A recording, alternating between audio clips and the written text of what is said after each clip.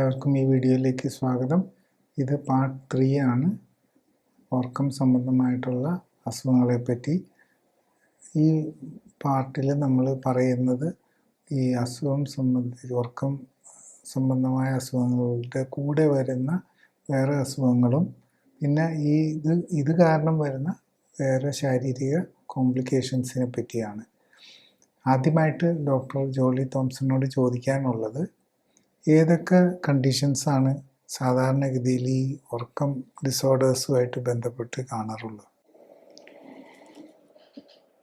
ഒന്ന് psychiatric disorders ആണ്. Psychiatric ഡിസോർഡേഴ്സിൻ്റെ ഒപ്പം ഉറക്കക്കുറവും പലർക്കും ഉണ്ടാകാം. പിന്നെ ഉള്ളത് ഡയബറ്റിസ്, ഹൈപ്പർ ടെൻഷൻ, ഹാർട്ടിൻ്റെ പ്രോബ്ലം ഉള്ള. അപ്പോൾ മിക്കവാറും ഏത് രോഗമുള്ള ആൾക്കും അവരുടെ ഉറക്കത്തെ ആയിരിക്കും. രോഗം എന്ന് പറയുമ്പോൾ അതിൻ്റെ കൂടെ അസ്വസ്ഥത വരുമ്പോഴാണല്ലോ നമ്മൾ രോഗങ്ങൾ കാണുന്നത്. അപ്പം ചിലപ്പോൾ നമ്മൾ അസ്വസ്ഥത ഇല്ലാതെ തന്നെ ചെക്കപ്പിൻ്റെ ഭാഗമായിട്ട് ഷുഗർ കൂടിയെന്ന് കണ്ട് അസ്വസ്ഥതൊന്നും ഇല്ല. ഡയബറ്റീസ് പേഷ്യൻറ്റിനും ഹൈപ്പർ ടെൻഷനും ഒന്നും നമ്മൾ നമുക്ക് രോഗലക്ഷണങ്ങൾ, വേദനയോ ബുദ്ധിമുട്ടോ ഒന്നും തോന്നിയല്ലോ ഡയബറ്റീസിനും ഹൈപ്പർ ടെൻഷനും കൊളസ്ട്രോൾ കൂടി എന്നുള്ളതുകൊണ്ട്. ഹാർട്ടിൻ്റെ നെഞ്ചുവേദന വന്നൊരു അറ്റാക്ക് വന്നാലല്ലേ നമുക്കൊരു സിംറ്റത്തിലേക്ക് വരുന്നുള്ളൂ. പക്ഷെ നമ്മൾ ഇതിനൊക്കെ വേണ്ടിയിട്ട് മരുന്നെടുക്കുന്നുണ്ടാവും. ഇപ്പോൾ ഡയബറ്റീസിന് വേണ്ടിയിട്ട്, ഹൈപ്പർ ടെൻഷന് വേണ്ടിയിട്ട് ഒക്കെ മരുന്നെടുക്കുന്നുണ്ടാവും. അപ്പം ഈ രോഗത്തെക്കാളും കൂടുതലും മരുന്നുകൾ പലർക്കും ഉറക്കക്കുറവ് ഉണ്ടാക്കും എന്നുള്ളതാണ്. പിന്നെ ആർത്രൈറ്റിസ്, അങ്ങനെ പലതരം രോഗങ്ങളുടെ ഒപ്പം അതായത് വേദന ഉണ്ടാക്കുന്ന ഏത് രോഗവും ഉറക്കക്കുറവ് ഉണ്ടാക്കാം. പിന്നെ സൈക്യാട്രിക് ഡിസോർഡേഴ്സ്, അതായത് നമ്മുടെ ബ്രെയിനിനെ അഫക്റ്റ് ചെയ്യുന്ന രോഗങ്ങൾ ആണല്ലോ. മെയിൻലി നെർവ്സിനെയും ബ്രെയിനിനെ ആണല്ലോ അഫക്റ്റ് ചെയ്യുന്ന സൈക്യാട്രിക് ഡിസോർഡേഴ്സ്. ഇതൊക്കെ ഉറക്കക്കുറവും ഉണ്ടാക്കാം. പിന്നെ മരുന്നുകൾ, പല മരുന്നുകളും ഒന്നെങ്കിൽ ഉറക്കം കൂട്ടും, അപ്പം സെഡേഷൻ പോലെ വരും, അല്ലെങ്കിൽ ഉറക്കക്കുറവുണ്ടാക്കാം. അപ്പം ഇതൊക്കെ തന്നെയാണ് പലപ്പോഴും ഇങ്ങനെ ഈ മരുന്നും രോഗവും മരുന്നും ഉറക്കത്തിനെ ഡിസ്റ്റർബ് ചെയ്യും. ശരിക്കും ഈ ഉറക്കത്തിൻ്റെ പ്രോബ്ലംസ് ഉള്ളവർക്ക് അതിനോടനുബന്ധിച്ച് തന്നെ വരുന്ന വേറെ അസുഖങ്ങൾ എങ്ങനെയാണ് ഈ ട്രീറ്റ്മെൻറ്റുകൾ തമ്മിൽ ചേരാനായിട്ട് ബുദ്ധിമുട്ടുണ്ടാക്കുന്നത്, അല്ലെങ്കിൽ എന്തൊക്കെയാണ് സാധാരണ വരുന്ന ചാലഞ്ചസ് ഈ ഉറക്കത്തിൻ്റെ പ്രോബ്ലം ഉള്ളവർക്ക് വേറെ അസുഖങ്ങളും കൂടെ ഉള്ളപ്പോൾ? ഈ ഡ്രഗ് ഇൻട്രാക്ഷൻ അതായത് ഡ്രഗുകൾ തമ്മിൽ റിയാക്ട് ചെയ്യും. അപ്പം നമ്മൾ 1-2 മരുന്നൊക്കെ പോലും നമുക്ക് ഇൻട്രാക്ഷൻ 1-2 മരുന്ന് 3 മാക്സിമം 4 വരെയൊക്കെ നമുക്ക് ആ ഇൻട്രാക്ഷൻസ് ഒരു പരിധി വരെ അറിയാൻ പറ്റും. പക്ഷെ പലപ്പോഴും നമ്മൾ മരുന്ന് കഴിക്കുന്നത് 1-2 ഒന്നും ആവുകയില്ല. പലപ്പോൾ ഒരു ഗുളികയ്ക്കകത്ത് തന്നെ 3-4 ഉള്ള നിലയിലാണ് ഇപ്പം പല മരുന്നുകളും വരുന്നത്. അപ്പം ഇതെല്ലാം കൂടെ ഇൻട്രാക്ഷനും കൂടെ ഉണ്ടാവും. അപ്പം ഈ മരുന്നുകളും അതിൻ്റെ ഇൻട്രാക്ഷനും കൂടെ വരുമ്പം പലപ്പോഴും ഡോക്ടേഴ്സിനും അത് ഫോളോ ചെയ്യാൻ പറ്റില്ല. കാരണം 2-3 എണ്ണം ഒക്കെ നോക്കാം, അത് കവിഞ്ഞുള്ളതൊന്നും നമുക്ക് പലപ്പോഴും പറയാൻ പറ്റിയില്ല എന്നിരിക്കും. അപ്പം ഈ മരുന്നുകൾ കഴിക്കുമ്പം അതിൻ്റെ ഇപ്പം കുറേ മരുന്ന് നമ്മൾ കഴിച്ചിട്ട് കിടക്കുമ്പം അത് ഡയറക്റ്റ്ലി ഉറക്കത്തെ ബാധിക്കണമെന്ന് നമ്മൾ നിർബന്ധമില്ല. അത് അസിഡിറ്റി ഉണ്ടാക്കിയാൽ മതി. അസിഡിന് വയറിന് അസ്വസ്ഥത വന്നു കഴിഞ്ഞ് കഴിഞ്ഞാൽ നമ്മൾ ഗേർഡ് എന്ന് പറയും, ഗ്യാസ്ട്രോ ഈസോഫാഗൽ റിഫ്ലക്സ്. അത് പ്രത്യേകിച്ചും ഒബേസിറ്റി ഉള്ളവർക്ക് അത് ഗ്യാസ്ട്രോ ഈസോഫാഗൽ റിഫ്ലക്സ് ഉണ്ടാകാം. അതിനൊപ്പം തന്നെ സ്നോറിങ്ങും ഈ സ്ലീപ്പ് അപ്നിയ ഉണ്ടാകാം. അതായത് നമ്മളുടെ തൊണ്ട അടഞ്ഞു പോയിട്ട് ശ്വാസം കിട്ടാതെ വരുന്നതിൻ്റെ പേരിലുള്ള. അപ്പം ഇതെല്ലാം കൂടെയാണ് നമുക്ക് പലപ്പോഴും അതൊരു ഉറക്കക്കുറവായിട്ടും സ്ലീപ്പ് ഡിസോർഡറായിട്ടും വരുന്നത്.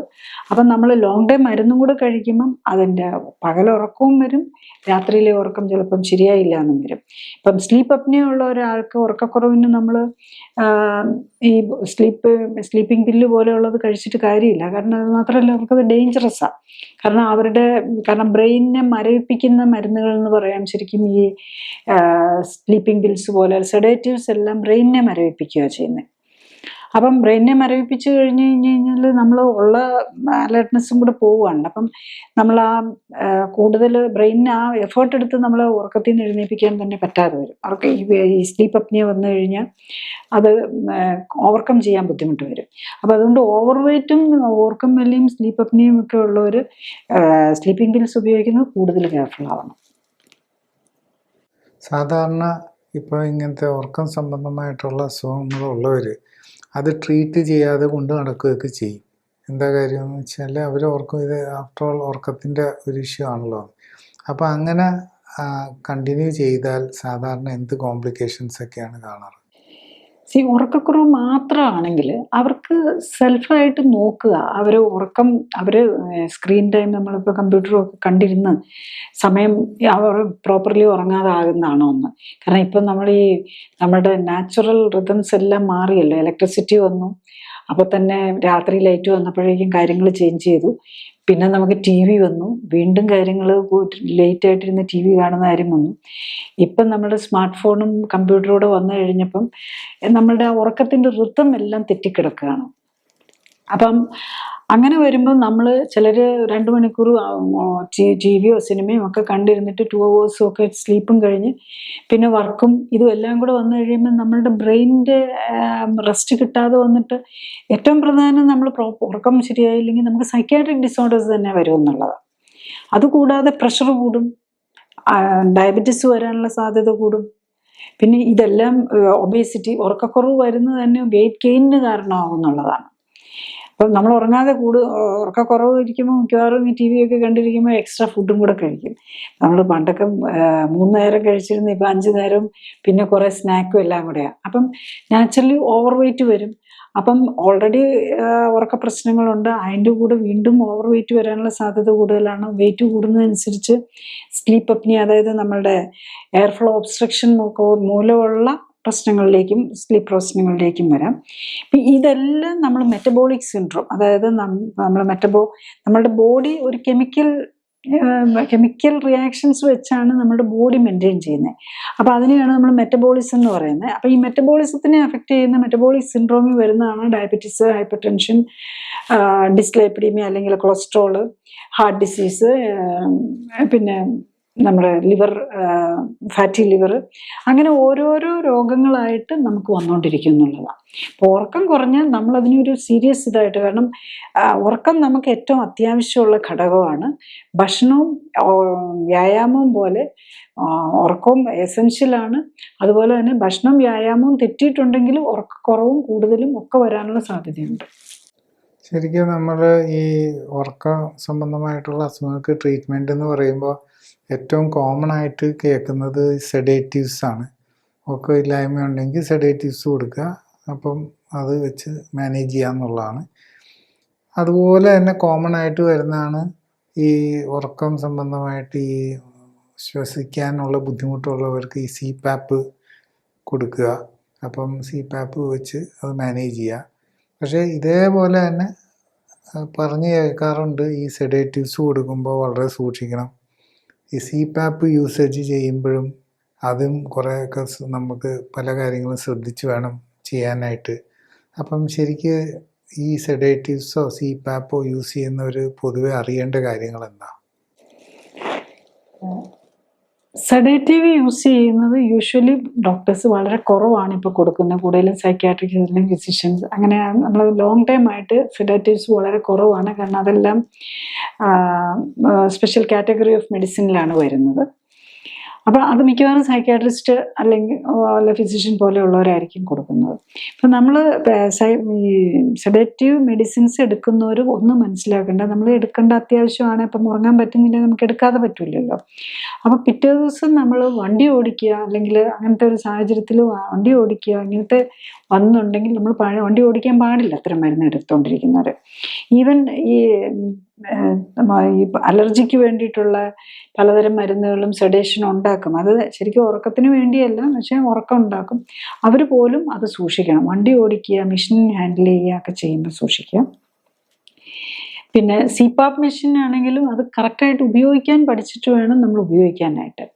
പിന്നെ ഇതിലെല്ലാം ഉപരി നമ്മൾ മനസ്സിലാക്കേണ്ട ഒരു കാര്യം, നമ്മൾ കറക്റ്റ് ഇപ്പോൾ CPAP മെഷീൻ ഉപയോഗിക്കുന്ന ഒരു വ്യക്തി, അയാൾ ഓവർ വെയിറ്റ് ബേസ് ആയിരിക്കും, ഓവർ വെയിറ്റ് ആയിരിക്കും, അറ്റ്ലീസ്റ്റ് ഓവർ വെയിറ്റ് എങ്കിലും ഉണ്ടാവും.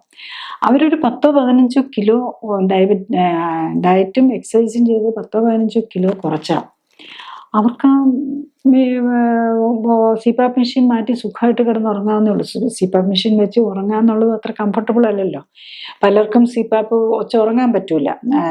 സ്ലീപ്പ് അപ്നിയൊക്കെ സ്ലീപ്പ് സ്റ്റഡിയൊക്കെ നടത്തി സ്ലീപ്പ് അപ്നിയൊക്കെ ഉണ്ടെന്ന് പറഞ്ഞു കഴിഞ്ഞാലും അതെല്ലാം മുഖത്തും തലക്കൊക്കെ ഇത് മാസ്ക് ഒക്കെ വെച്ച് കിടക്കേണ്ടി വരുമല്ലോ. അപ്പൊ അത് തന്നെ ഉറക്കം കിട്ടാതെ വരും. അതുകൊണ്ട് പലരും അത് ഉപയോഗിക്കാതെ കിടക്കുന്നവരുണ്ട്. പക്ഷെ നമ്മൾ ഇപ്പം സിപാപ്പ് മെഷീനിൽ നിന്ന് മാറണമെന്നുള്ളവരോ അല്ലെ സിപാപ്പ് മെഷീൻ ഉപയോഗിച്ചാൽ ഒട്ടും ഉറങ്ങാൻ പറ്റാത്തവരും ഒക്കെ ആയിട്ടുള്ളവരുണ്ട്. ഇവരെല്ലാം ഞാൻ കാണുന്ന മിക്കവാറും അവർക്ക് മറ്റു രോഗങ്ങളും ഉണ്ടാവും. ഡയബറ്റീസ്, ഹൈപ്പർ ടെൻഷൻ, ഡിസ്ലൈപ്പിഡീമിയ ഉണ്ടാവാം. അതുപോലെ തന്നെ ഇപ്പം നമ്മൾ ജനറ്റിക്കലി നമ്മൾ അതൊന്നും ഇല്ലാത്തവരാണെങ്കിൽ തന്നെ ഫാറ്റി ലിവർ ഉണ്ടാവാം. ഫാറ്റി ലിവർ, സിറോസിസ് ഇതിലേക്ക് പോയിട്ടുണ്ടാകാം. പിന്നെ ചിലർക്ക് കിഡ്നിയുടെ പ്രോബ്ലംസ് ഉണ്ടാകാം. അങ്ങനെ ഒന്നല്ല. ഇപ്പം ഈ ഉറക്കക്കുറവുള്ളവർക്ക് ഡെഫിനറ്റ്ലി കുറച്ച് നാളായിട്ട് ഉറക്കം ഇല്ലാതെ ഇരിക്കുകയും അതിന് വേണ്ടിയിട്ട് മരുന്നെടുക്കുകയോ സിപാപ്പ് ഉപയോഗിക്കുകയോ ഒക്കെ ചെയ്യുന്നവർക്ക് ഡെഫിനറ്റ്ലി മറ്റസുഖങ്ങളും കൂടെ ഉണ്ടാവും. അത് നമ്മൾ കണ്ടുപിടിക്കണമെങ്കിൽ അത് കുറച്ചുകൂടി ഡീറ്റെയിൽ ആയിട്ടുള്ള ടെസ്റ്റുകൾ നോക്കിക്കഴിഞ്ഞു കഴിഞ്ഞാൽ ഡെഫിനറ്റ്ലി മറ്റ് ബോഡിയിലെ അവയവങ്ങളെ, അതായത് നമ്മൾ അസുഖങ്ങൾ എന്ന് പറയുമ്പം ഹാർട്ടിനെയോ ലങ്സിനെയോ ലിവറിനെയോ കിഡ്നിയോ പോലെയുള്ള അവയവങ്ങളെയും കൂടെ ഓൾറെഡി ബാധിച്ചിട്ടുണ്ടാവാം.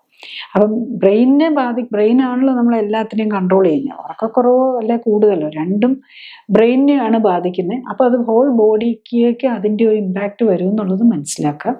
അപ്പം അത് നമ്മളുടെ ലൈഫ് സ്റ്റൈൽ, ഇപ്പം സിപാപ്പ് മെഷീൻ ഉപയോഗിക്കുന്ന ഒരു ഒബേസ് പേഷ്യൻറ്റിന് ഡെഫിനറ്റ്ലി നമ്മൾ മരുന്നോ സിപാപ്പ് മെഷീനോ അല്ല അതിൻ്റെ ഒരു പരിഹാരമായിട്ട് കാണേണ്ടത്. അതിൻ്റെ പരിഹാരമായിട്ട് നമ്മൾ കാണേണ്ടത് ശരിക്കും നമ്മൾ ലൈഫ് സ്റ്റൈൽ കറക്റ്റ് ചെയ്യുക എന്നുള്ളതാണ്. അതിന് മടിയായതോ അല്ല അതിനെക്കുറിച്ചുള്ള വ്യക്തമായ ധാരണ ഇല്ലാത്തത് കൊണ്ടാണ് നമ്മൾ ഈ പ്രോബ്ലമായിട്ട് നടക്കേണ്ടി വരുന്നത്. ഇപ്പം ഞാൻ എൻ്റെ എക്സ്പീരിയൻസ് എന്ന് പറഞ്ഞു കഴിഞ്ഞാൽ clinically supported life style correction കൊടുത്താണ്. അപ്പം നമുക്ക് കറക്റ്റായിട്ട് ഫോളോ ചെയ്യുന്ന പേഷ്യൻസ് എത്ര രോഗങ്ങളുണ്ടെങ്കിലും ഉറക്കക്കുറവുണ്ടെങ്കിലും അതിൻ്റെ ഒപ്പം തന്നെ ഡയബറ്റീസിനും ഹൈപ്പർ ടെൻഷനും ഹാർട്ട് ഡിസീസിനും ഒക്കെ മരുന്ന് കഴിക്കുന്നുണ്ടെങ്കിലും മിക്കവാറും ഓൾമോസ്റ്റ് എല്ലാ മരുന്നുകളും തന്നെ വിതിൻ മന്ത് കുറച്ചുകൊണ്ട് വന്ന് നിർത്താൻ പറ്റും. ഡിപ്പെൻസ് ഓൺ ദ പേഷ്യൻ്റ് എത്ര കറക്റ്റായിട്ട് ചെയ്യുന്നു എന്നുള്ളത്. അത് വളരെ ഇമ്പോർട്ടൻ്റാണ്. കാരണം മറ്റേത് നമുക്ക് ഡോക്ടറിന് ഒരു മരുന്ന് കുറിച്ച് കൊടുത്ത് അത് കഴിക്കുക എന്നുള്ളത് മാത്രമേ ഉള്ളൂ. പക്ഷേ ഇതങ്ങനെയല്ല. നമ്മുടെ ലൈഫ് സ്റ്റൈൽ കറക്റ്റ് ചെയ്യാൻ നമ്മൾ വില്ലിങ് ആവണം. അതായത് പേഷ്യൻറ്റിൻ്റെ പാർട്ടാണ് അതിനകത്ത് ഏറ്റവും കൂടുതൽ. അതിൻ്റെ ഗൈഡൻസാണ് നമ്മൾ കൊടുക്കുന്നത്. അപ്പം പലപ്പോഴും പലർക്കും എങ്ങനെയാണ് കറക്റ്റായിട്ടുള്ള ലൈഫ് സ്റ്റൈൽ കറക്ഷൻ അറിയില്ല. അപ്പം അവർക്ക് അതുകൊണ്ടാണല്ലോ രോഗം വരുന്നത്. അല്ലെങ്കിൽ നമുക്ക് ആഗ്രഹം ഉണ്ടായിട്ടും നമുക്ക് ചെയ്യാൻ പറ്റാത്തത് കൊണ്ട് ആയിരിക്കും പലപ്പോഴും രോഗം ഉണ്ടാകുന്നത്. അപ്പോൾ അത് മനസ്സിലാക്കി എടുത്ത് ചെയ്തു കഴിഞ്ഞ് കഴിഞ്ഞാൽ അതിനകത്തുനിന്ന് മാറാൻ പറ്റുന്നതേ ഉള്ളൂ. ശരിക്കും ഓൾമോസ്റ്റ് എല്ലാ ജീവിതശൈലി രോഗങ്ങൾക്കും ഉറക്കം കറക്റ്റായിട്ട് വേണ്ടത് ഒരു അത്യാവശ്യ ഘടകമായിട്ടാണ് പറയുന്നത്. അതേസമയം സാധാരണഗതിയിൽ അതിന് മാത്രം പ്രാധാന്യം കൊടുക്കാറില്ല. അപ്പം ഒരു പേഷ്യൻറ്റിൻ്റെ പോയിൻ്റ് ഓഫ് വ്യൂവിൽ ഇപ്പം ഡയബറ്റീസ് ഉള്ള പേഷ്യൻ്റ് ആണെങ്കിലും ഹാർട്ടിൻ്റെ പ്രോബ്ലം ഉള്ള പേഷ്യൻ്റ് ആണെങ്കിലും കിഡ്നി പ്രോബ്ലം ഉള്ള പേഷ്യൻ്റ് ആണെങ്കിലും ആൾക്ക് ഈ ഉറക്കത്തിനെ പറ്റി എന്താണ് കൂടുതൽ മനസ്സിലാക്കേണ്ടത്? രോഗം ഉണ്ടെങ്കിൽ അവർക്ക് ഉറക്കക്കുറവും വരും. ബിക്കോസ് നമ്മളിപ്പം ഡയബറ്റീസും ഹൈപ്പർ ടെൻഷനും എല്ലാം ഡയബറ്റീസ് വന്നു കഴിഞ്ഞാൽ ഷുഗർ, ഗ്ലൂക്കോസ് കൂടുക. ഗ്ലൂക്കോസ് നമ്മളുടെ രക്തക്കുഴലുകളെ ഡാമേജ് ചെയ്യുകയാണ്. അത് നമ്മുടെ ബ്രെയിനിൻ്റെ രക്തക്കുഴലുകളാണ് ഏറ്റവും നേരിയതായിട്ട് ഏറ്റവും ജെൻറ്റിലായിട്ടുള്ള രക്തക്കുഴലുകളാണ് ബ്രെയിനിൻ്റെത്. അപ്പോൾ അതിനെ ഡാമേജ് ചെയ്യുകയാണ്. അപ്പം നാച്ചുറലി ഇപ്പം ഡയബറ്റീസ് കുറച്ച് നാളായി കഴിഞ്ഞ് കഴിഞ്ഞാൽ നെർവിൻ്റെ ബ്രെയിൻ ഡാമേജ് വരും. അപ്പം നമ്മൾ ഈവൻ ഈ നമ്മൾ ആദ്യം വരുന്നത് മെറ്റബോളിക് സിൻഡ്രോം, അതായത് ഡയബറ്റീസ്, ഹൈപ്പർ ടെൻഷൻ, അതിൻ്റെ ഡിസ്ലൈപ്പിഡീമിയ, അതായത് ഓവർ വെയ്റ്റ് വന്നു. നമ്മൾ ശരിക്കും പറഞ്ഞ് ഈ ഹാർട്ട് ഡിസീസ് നമ്മൾ ഈ ബ്ലോക്ക് ബൈപ്പാസ് ചെയ്യുക എന്നൊക്കെ പറഞ്ഞാൽ എന്താണ്? നമ്മളുടെ രക്തക്കൊഴലുകൾക്കകത്ത് കൊഴുപ്പടിയാണ് ചെയ്യുന്നത്. അപ്പം എക്സസ് കൊഴുപ്പ് എവിടെയെങ്കിലും പോയി അടിയണം. നമ്മൾ ആവശ്യത്തിൽ കൂടുതൽ ഭക്ഷണം കഴിച്ചിട്ട് അത് എവിടെയും പോയി അടിയാൻ സ്ഥലമില്ലാതെ അവസാനം രക്തക്കൊഴലുകളിൽ തന്നെ പോയി അടിഞ്ഞ് നമ്മൾ ബ്ലോക്ക് വരും. നമ്മൾ ആൻജിയോഗ്രാം ചെയ്തിട്ട് നോക്കുമ്പോൾ 80%, 90%, 40% ഒക്കെ ബ്ലോക്ക് എന്ന് പറയുന്നത് ഈ കൊഴുപ്പടിഞ്ഞ് വരുന്ന ബ്ലോക്കാണ്. ആ കൊഴുപ്പിൽ തന്നെ ചിലരിൽ ഇൻഫ്ലമേഷൻ ലെവൽ കുറേ കൂടെ കൂടുതലാണെങ്കിൽ അവർക്ക് കാൽസിഫിക്കേഷനും കൂടെ വരും. അതാണ് ഈ കാൽസിഫൈഡ് രക്തക്കൊഴലുകൾ എന്ന് പറയുന്നത്. ഇപ്പം നമ്മൾ നോക്കുന്നത് ചിലപ്പം ഹാർട്ടിൻ്റെ ആയിരിക്കും. പക്ഷെ നമ്മുടെ ബ്രെയിനിലും ഇതേ ചേഞ്ചസ് തന്നെ. കാരണം ഈ സെയിം ബ്ലഡും ആണ് എല്ലാ രക്തക്കൊള്ളുകളിലേക്കൂടെ ഒഴുകുന്നത്. അപ്പം ബ്രെയിനിലും ഈ ചേഞ്ചസ് തന്നെ വരുന്നുണ്ട്. ഈ ചേഞ്ചാണ് നമുക്ക് ന്യൂറോ ഡിജനറേറ്റീവ് ഡിസോർഡേഴ്സ് എന്ന് പറയുന്ന ഡെമെൻഷ്യ, മെമ്മറി കുറവ്. ഉറക്കക്കുറവിന് പിന്നെ അടുത്തത് പ്രോഗ്രസ് ചെയ്യുന്ന മെമ്മറി കുറവിലേക്കാണ്. മെമ്മറി കുറവ് പ്രോഗ്രസ് ചെയ്യുമ്പോഴാണല്ലോ നമ്മൾ എൽഷിമേഴ്സ് എന്നൊക്കെ ഉള്ളതിലേക്ക് പോകുന്നത്. അല്ലെങ്കിൽ നമുക്ക് സ്ട്രോക്ക് വരുന്ന ഈ രക്തക്കൊള്ളുകളിൽ ഡാമേജ് വന്നു കഴിഞ്ഞിട്ട് തന്നെയാണല്ലോ ഹാർട്ടിൽ സ്ട്രോക്ക് വന്നാൽ നമ്മൾ ഹാർട്ട് അറ്റാക്ക് എന്ന് പറയും. ബ്രെയിനിന് വരുന്ന സ്ട്രോക്കിനാണ് നമ്മുടെ സാധാരണ സ്ട്രോക്ക് എന്ന് പറയുന്നത്, അല്ലെ പക്ഷാഘാതം എന്ന് പറയുന്നത്. ഇത് ഹാർട്ടിനും ബ്രെയിനിനും മാത്രമല്ല, കിഡ്നിയിലേക്കുള്ള രക്തക്കൊഴലുകളെയും ഇവിടെ എല്ലാവരെയും ഇത് അഫക്റ്റഡ് ആവുന്നതാണ്.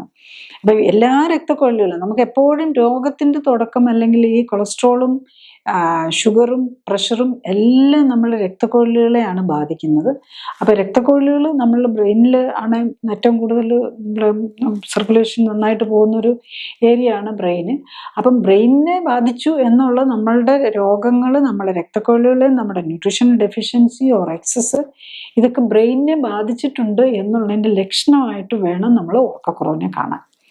അപ്പൊ ആ നിലയിൽ നമ്മൾ അതിനെ അപ്രോച്ച് ചെയ്യുകയാണെങ്കിൽ നമ്മൾ ചെയ്യേണ്ടത്, നമ്മൾ ഉറക്ക ഗുളിക കഴിച്ച് എല്ലാ ദിവസവും ഉറക്ക ഗുളിക കഴിച്ചുറങ്ങുക എന്നുള്ളതോ അല്ലെങ്കിൽ സിപാപ്പ് മെഷീൻ വെച്ച് ഉറങ്ങുക എന്നുള്ളതോ അല്ല. ഇതിന്റെ കാരണം എന്താണെന്ന് കണ്ടെത്തി, അതിന്റെ ഡയബറ്റീസ് ആണെന്ന് കണ്ടെത്തി ഡയബറ്റീസിന് മരുന്ന് കഴിക്കുക, അല്ല പ്രഷറാണെന്ന് കണ്ടെത്തി പ്രഷറിന് മരുന്ന് കഴിച്ചിട്ട് കാര്യമില്ല. നമ്മളുടെ പ്രഷറിന്റെ കാരണം എന്താണ്, നമ്മളുടെ ലൈഫ് സ്റ്റൈൽ എവിടെയാണ് തെറ്റിരിക്കുന്നത് എന്ന് മനസ്സിലാക്കി ആ മരുന്നില്ലാതെ തന്നെ പ്രഷർ കൺട്രോൾ ചെയ്യാനും ഷുഗർ കൺട്രോൾ ചെയ്യാനും, മരുന്നില്ലാതെ ഇപ്പോൾ രാത്രി കിടന്ന് ഉറങ്ങുന്നതിന് മുമ്പ് മരുന്ന് കഴിച്ച് കിടക്കേണ്ട വരുന്നവർക്ക് ഉറക്കക്കുറവ് വരും എന്നുള്ളതിന് അത് അതിൻ്റെ പാർട്ടാണ്. അത് നമ്മുടെ ബോഡിക്ക് അത്രയും സ്ട്രെയിനാണ്. ശരിക്കും നമ്മൾ ഓരോ മരുന്നും നമ്മുടെ ഇമ്മ്യൂൺ സിസ്റ്റത്തിനെയും നമ്മൾ വയറിനെ തന്നെ, ഇൻഡസ്റ്റൈനെയും നമ്മുടെ ഡൈജസ്റ്റീവ് സിസ്റ്റത്തെയാണ് ഇപ്പം കഴിക്കുന്ന മരുന്നുകളൊക്കെ ബാധിക്കുന്നത്. അതുപോലെ അത് നേരെ ചെല്ലുന്ന ലിവറിലേക്കാണ്. ലിവറിൻ്റെ വർക്ക് ലോഡ് കൂട്ടും. പിന്നെ അതിനെയൊക്കെ മെറ്റബോളൈസ് ചെയ്ത് കിഡ്നി വേണം പുറത്തേക്ക് കളയാൻ. അപ്പോൾ കിഡ്നിയുടെ വർക്ക് ലോഡ് കൂടും. ഇതിനകത്തൂടെ നടക്കുമ്പോൾ ഇത് എല്ലാ സെല്ലുകളിലേക്കുമാണ് പോകുന്നത്. അല്ലാതെ നമ്മൾ കഴിക്കുന്ന മരുന്ന് നേരെ വയറിൽ മാത്രമല്ല ചെല്ലുന്നത്, അത് അബ്സോർബ് ചെയ്ത് കഴിഞ്ഞാൽ നമ്മുടെ ഹോൾ ബോഡിയിലേക്കാണ് ചെല്ലുന്നത്. അപ്പോൾ ഓരോ മരുന്നിൻ്റെയും ഇമ്പാക്റ്റ് നമ്മുടെ എല്ലാ സെല്ലുകൾക്കും വരുന്നുണ്ട്. അപ്പം അത് മനസ്സിലാക്കി നമ്മൾ ഈ മരുന്നുകളിൽ നിന്ന് തന്നെ മാറാൻ നോക്കിയാൽ മാത്രമേ നമ്മൾ ഒരു പെർമനന്റ് സൊല്യൂഷനായിട്ട് നമ്മൾ ഉറക്കം ആണെങ്കിലും കറക്റ്റായിട്ട് കിട്ടുള്ളൂ. ഈ വളരെ കോമൺ ആയിട്ടുള്ള ഒരു മെൻ്റൽ സിറ്റുവേഷനാണ് ഈ ആങ്സൈറ്റിയും ഡിപ്രഷനും. അത് വളരെ കോമൺ ആണ്. ഈ ആങ്സൈറ്റിയും ഡിപ്രഷനും ഉള്ളവർക്ക് സാധാരണ ഈ ഉറക്കം സംബന്ധമായിട്ടുള്ള ബുദ്ധിമുട്ടുകളും വരാറുണ്ട്. അപ്പം അങ്ങനെയുള്ള സാഹചര്യത്തിൽ ട്രീറ്റ്മെൻറ്റ് ഏത് രീതിയിലാണ് പോകേണ്ടത്? അത് ട്രീറ്റ്മെൻറ്റ് ഇസ് വെരി ഡിഫിക്കൽട്ട്. കാരണം ആങ്സൈറ്റിക്ക് നമ്മൾ സപ്രസൻ്റാണ് കൊടുക്കുന്നത്. ഓവർ ആക്റ്റീവ് ആണല്ലോ, ആങ്ഷ്യസ് ഓവറാണ്. അതേസമയത്ത് അതിൻ്റെ കൂടെ ഡിപ്രഷനും കൂടെ ഉണ്ടെങ്കിൽ എന്ത് ചെയ്യാൻ പറ്റും? ഡിപ്രഷനാണെങ്കിൽ ഉള്ളത് നമ്മൾ സ്റ്റിമുലൻ്റ് ആണ് കൊടുക്കുന്നത്. അപ്പം അതുകൊണ്ട് തന്നെ ഇതിന് രണ്ടിനും കൂടെ ഒരു മരുന്നെന്ന് പറഞ്ഞു കഴിഞ്ഞാൽ ഇറ്റ് ഇസ് ഡിഫിക്കൽട്ട്. കാരണം ഒരു മരുന്ന്, ഒരു ഡിപ്രഷന് വേണ്ടിയിട്ടുള്ള മരുന്ന് ചില ന്യൂറോ ട്രാൻസ്മിറ്റേഴ്സിനെ കൂട്ടാനായിട്ടാണ് നോക്കുന്നത്. അപ്പോൾ നമ്മൾ കുറേ മെക്കാനിസംസ് ഉണ്ട്, കോളിനർജിക്, അഡ്രിനർജിക്, ഡോപ്പമിനർജിക് എന്നൊക്കെ പറഞ്ഞുള്ള പലതരം ന്യൂറോൺസ് ഉണ്ട് നമ്മുടെ ബ്രെയിനിൽ. നമ്മളുടെ കമ്മ്യൂണിക്കേഷന് വേണ്ടിയിട്ട് ഉപയോഗിക്കുന്ന കെമിക്കൽസുകളാണ് നമ്മൾ അഫക്റ്റ് ചെയ്യാനായിട്ട് മരുന്നുകൾ വെച്ച് നോക്കുമ്പോൾ. അപ്പം ആങ്സൈറ്റിക്ക് വേണ്ടിയിട്ട് കൊടുക്കുന്ന മരുന്നിന് സെഡേറ്റീവ് ഇഫക്റ്റ് ഉണ്ടാവും. പക്ഷെ ഡിപ്രഷന് കൊടുക്കുന്ന മരുന്ന് നേരെ തിരിച്ചായിരിക്കും, അതിനൊരു സ്റ്റിമുലൻ്റ് ഇഫക്റ്റ് ആയിരിക്കും ഉള്ളത്. സോ അതുകൊണ്ട് തന്നെയാണ് ഈ മരുന്ന് വെച്ചിട്ടുള്ള ട്രീറ്റ്മെൻറ്റ് നമുക്ക് വെരി ഡിഫിക്കൽട്ട് ആകുന്നത്. ഇതോടുകൂടി നമ്മളുടെ ഈ മൂന്നാമത്തെ ഭാഗം, ദാറ്റ് ഈസ് ഉറക്കം സംബന്ധമായിട്ടുള്ള അസുഖങ്ങളുള്ളവരുടെ കോമോർബിഡിറ്റീസും കോംപ്ലിക്കേഷൻസും തീരെയായി. അടുത്ത ഭാഗത്ത്, നാലാം ഭാഗത്ത്, നമ്മൾ clinically supported life style correction എങ്ങനെയാണ് ഇങ്ങനെ ഈ ഉറക്കം സംബന്ധമായിട്ടുള്ള അസുഖങ്ങളുള്ളവർക്ക് ട്രീറ്റ്മെൻറ്റിന് ഉപകാരപ്പെടുന്നത് എന്ന് അറിയാൻ പറ്റും. നന്ദി.